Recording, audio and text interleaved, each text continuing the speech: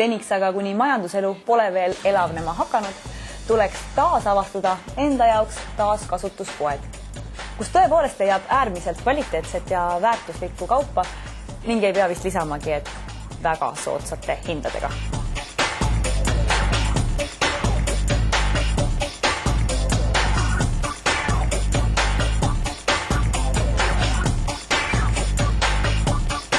Kuidas eestlane suhtub taaskasutatud riietesse?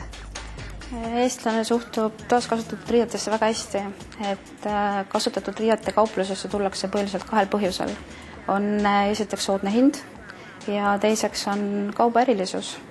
Nii palju, kui on erinevaid inimesi, on erinevaid maitseid ja erinevaid riietumistiile ja kõik need erinevad riietustiilid tegelikult jooksevatki kokku ühte poodi ja see on kasutatud riiete pood.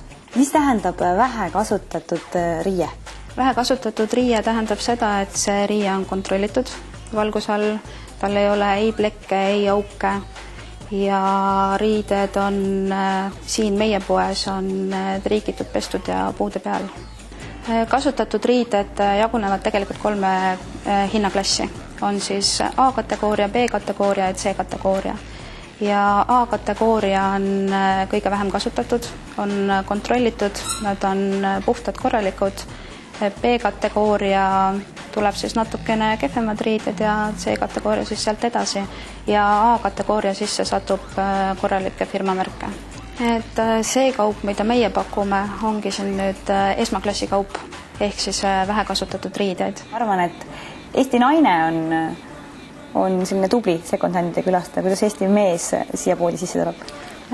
Käib üllatavalt palju meesterahvaid. Meesterahvas vaatab natukene rohkem firmamärki, võib-olla kui naisterahvas, et naisterahvad otsivad just erilisemaid riideid, teistmoodi riideid, siis meesterahvale on oluline see, et on see märk seal küljel.